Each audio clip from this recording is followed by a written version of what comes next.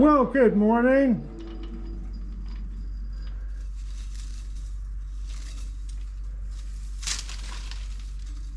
We got a bird make a nest out of that razor sharp stuff, huh? But it don't cut me. There we go. All right, look at that. Yeah, I just used a regular finishing tool here, Micro 100 AR half-inch bit. This is what I use for roughing. Just standard TNMG 200 series, 222, something like that. Negative rake inserts. I took and cut two tool holders and stuck them in there, so I got facing it, whatever. Okay, let's take a look at what happened here. I'm just kind of curious on just how this thing's working, this old machine. And let's see, let's grab this. And yeah, this thing here, let's get that. I got a GoPro on my chest. You know, I look like a cyborg, I think. Anyway, let's see if I can get this adjusted. Kind of tricky, and it's a very sensitive gauge. This is a dial indicating snap gauge. Let's see if I can get that on there and load it. You know, you should load the gauge, and that means like roll it around a full turn. Somewhere in there. There we go. I think I got it locked. Let's see if I can hold it steady.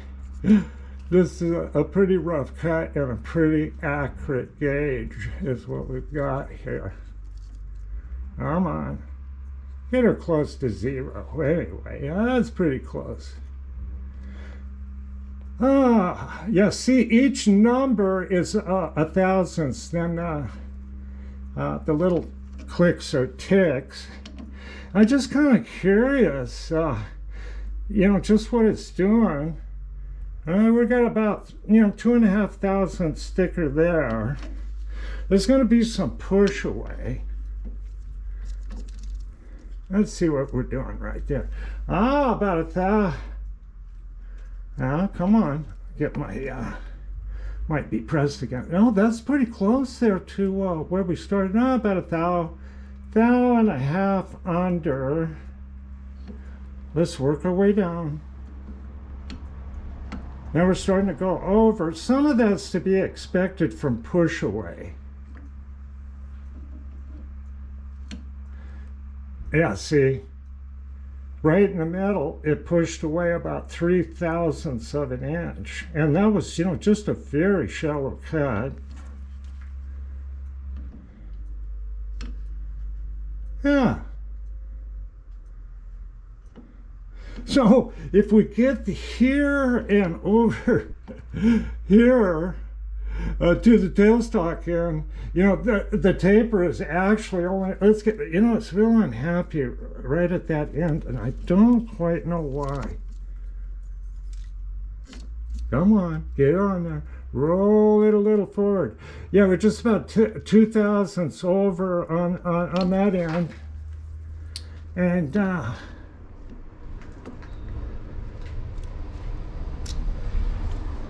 it doesn't like the finish I put on this a little bit, I think. Now get it over here. Maybe I'm a little on that edge. Yeah. Getting a little different read. I hope it didn't come loose. No, that's it right there. So it's about 0.02 off over here.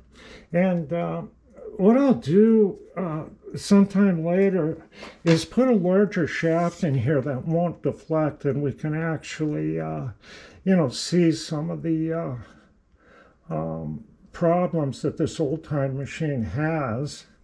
And at this moment, I think I'll take the opportunity to kind of show some spindle action on this thing so people can kind of understand a little bit more about these machines. I'll fire it up again.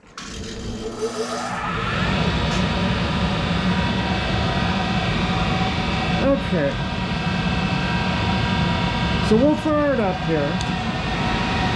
And it run about 900 or 1,000. Okay. Now, the way this machine has dynamic braking, and when I put this to neutral position, the dynamic brake will enact, and this will stop in about 2 seconds.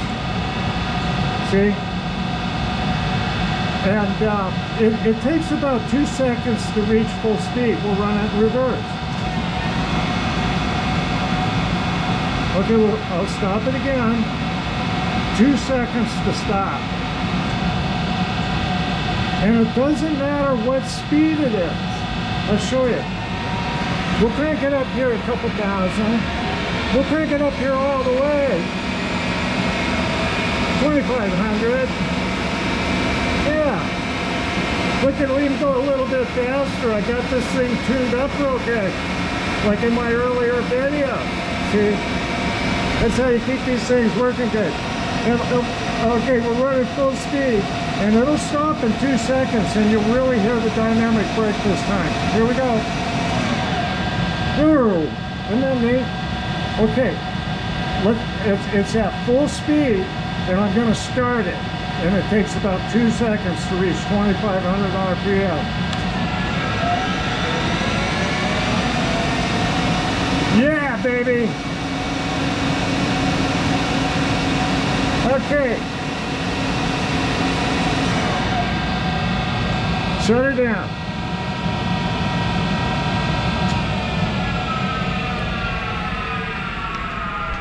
Okay, folks.